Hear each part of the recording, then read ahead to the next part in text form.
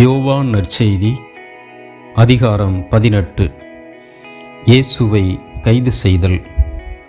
இவற்றை கூறியபின் இயேசு தம் சீடர்களோடு கெதரோன் என்னும் நீரோடையை கடந்து சென்றார். அங்கே ஒரு தோட்டம் இருந்தது. தம் சீடர்களோடு இயேசு அதில் நுழைந்தார். அவரை காட்டிக் கொடுத்த யூதாசுக்கு அந்த இடம் தெரியும். ஏனெனில் இயேசுவும் அவருடைய சீடர்களும் அடிக்கடி அங்கு கூடுவர். படைப்பிரிவினரையும் தலைமை குருக்களும் பரிசேயரும் அனுப்பிய காவலர்களையும் கூட்டிக் கொண்டு யூதாசு விளக்குகளோடும் பந்தங்களோடும் படைக்கலங்களோடும் அங்கே வந்தான். தமக்கு நிகழப்போகிற அனைத்தையும் இயேசு அறிந்து அவர்கள் முன் சென்று, யாரை தேடுகிறீர்கள் என்று கேட்டார். அவர்கள் மறுமொழியாக, நாசரேத்து இயேசுவை தேடுகிறோம் என்றார்கள். இயேசு, நான் தான் என்றார். அவரை காட்டிக் கொடுத்த யூதாசும் அவர்களோடு நின்று கொண்டிருந்தான். நான் தான் என்று இயேசு அவர்களிடம் சொன்னதும் அவர்கள் பின்வாங்கி தரையில் விழுந்தார்கள். யாரை தேடுகிறீர்கள் என்று இயேசு மீண்டும் அவர்களிடம் கேட்டார். அவர்கள், நாசரேத்து இயேசுவை தேடுகிறோம் என்றார்கள். இயேசு அவர்களை பார்த்து, நான் தான் என்று உங்களிடம் சொன்னேனே, நீங்கள் என்னை தேடுகிறீர்கள் என்றால் இவர்களை போகவிடுங்கள் என்றார். நீர் என்னிடம் ஒப்படைத்தவர்களுள் எவரையும் நான் இழந்துவிடவில்லை என்று அவரே கூறியிருந்தது இவ்வாறு நிறைவேறியது. சீமோன் பேதுருவிடம் ஒரு வாள் இருந்தது. அவர் அதை உருவி தலைமை குருவின் பணியாளரை தாக்கி அவரது வலக்காதை வெட்டினார். அப்பணியாளர் பெயர் மால்கு. இயேசு பேதுருவிடம், வாளை உறையில் போடு. தந்தை எனக்கு அளித்த துன்பக் கிண்ணத்திலிருந்து நான் குடிக்காமல் இருப்பேனோ என்றார். தலைமை குரு முன் இயேசு கொண்டு வரப்படுதல். படைப்பிரிவினரும் ஆயிரத்தவர் தலைவரும் யூதர்களின் காவலர்களும் இயேசுவை பிடித்து கட்டி முதலில் அவரை அன்னாவிடம் கொண்டு சென்றார்கள். ஏனெனில் அந்த ஆண்டில் தலைமை குருவாய் இருந்த கயபாவுக்கு அவர் மாமனார். இந்த கயபாதான் மக்களுக்காக ஒருவர் மட்டும் இறப்பது நல்லது என்று யூதர்களுக்கு ஆலோசனை கூறியவர். பேதுரு மறுதலித்தல். சீமோன் பேதுருவும் மற்றொரு சீடரும் இயேசுவை பின்தொடர்ந்து வந்தனர். அந்த சீடர் தலைமை குருவுக்கு அறிமுகமானவர். ஆகவே இயேசுவுடன் தலைமை குருவின் மாளிகை முற்றத்தில் நுழைந்தார். பேதுரு வெளியில் வாயில் அருகே நின்று கொண்டிருந்தார்.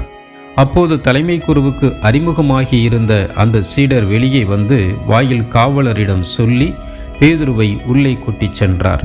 வாயில் காவல் செய்த அப்பணிப்பெண் பேதுருவிடம், நீயும் இம்மனிதருடைய சீடருள் ஒருவன்தானே என்று கேட்டார். பேதுரு, இல்லை என்றார்.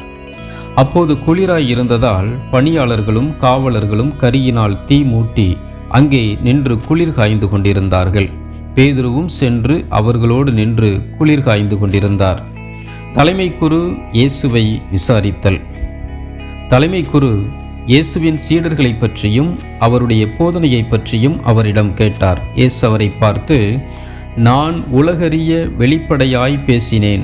யூதர் அனைவரும் கூடி வரும் தொழுகை கூடங்களிலும் கோவிலிலும் தான் எப்போதும் கற்பித்து வந்தேன். நான் மறைவாக எதையும் பேசியதில்லை. ஏன் என்னிடம் கேட்கிறீர்? நான் பேசியதை கேட்டுக்கொண்டிருந்தவர்களிடம் கேட்டுப்பாரும். நான் என்ன சொன்னேன் என அவர்களுக்கு தெரியுமே என்றார். அவர் இப்படி சொன்னதால் அங்கு நின்று கொண்டிருந்த காவலருள் ஒருவர், தலைமை குருவுக்கு இப்படியா பதில் கூறுகிறாய் என்று சொல்லி இயேசுவின் கன்னத்தில் அறைந்தார்.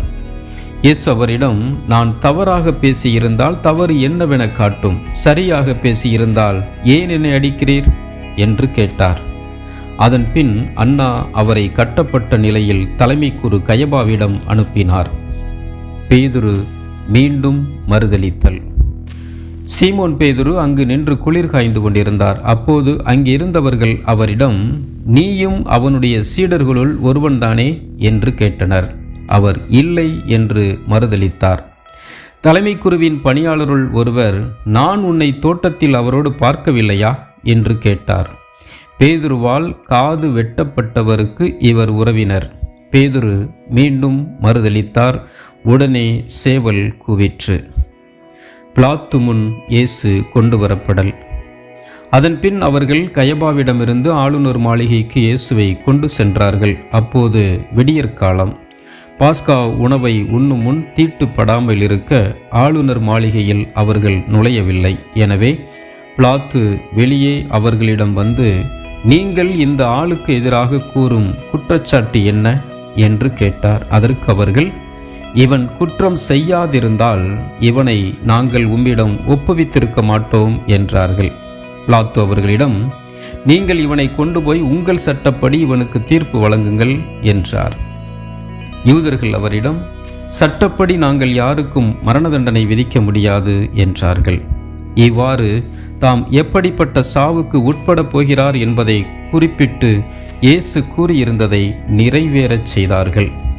பிலாத்து மீண்டும் ஆளுநர் மாளிகைக்குள் சென்று இயேசுவை கூப்பிட்டு அவரிடம், நீ யூதரின் அரசனா என்று கேட்டான்.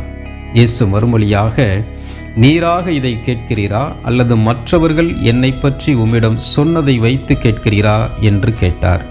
அதற்கு பிலாத்து, நான் ஒரு யூதனா என்ன?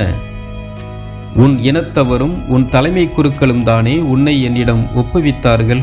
நீ என்ன செய்தாய் என்று கேட்டான். இயேசு மறுமொழியாக, எனது ஆட்சி இவ்வுலக ஆட்சி போன்றது அல்ல. அது இவ்வுலக ஆட்சி போன்றதாய் இருந்திருந்தால் நான் யூதர்களிடம் காட்டிக் கொடுக்கப்படாதவாறு என் காவலர்கள் போராடியிருப்பார்கள். ஆனால் என் ஆட்சி இவ்வுலக ஆட்சி போன்றது அல்ல என்றார். பிலாத்து அவரிடம், அப்படியானால் நீ அரசன்தானோ என்று கேட்டான். அதற்கு இயேசு, அரசன் என்று நீர் சொல்கிறீர். உண்மையை எடுத்துரைப்பதே என் பணி. இதற்காகவே நான் பிறந்தேன், இதற்காகவே உலகிற்கு வந்தேன். உண்மையை சார்ந்தவர் அனைவரும் என் குரலுக்கு செவி சாய்க்கின்றனர் என்றார். பிலாத்து அவரிடம், உண்மையா? அது என்ன என்று கேட்டான். இயேசுவுக்கு மரண தண்டனை விதித்தல். இப்படி கேட்டபின் பிலாத்து மீண்டும் யூதரிடம் சென்று, இவனிடம் நான் குற்றம் ஒன்றும் காணவில்லையே என்றான்.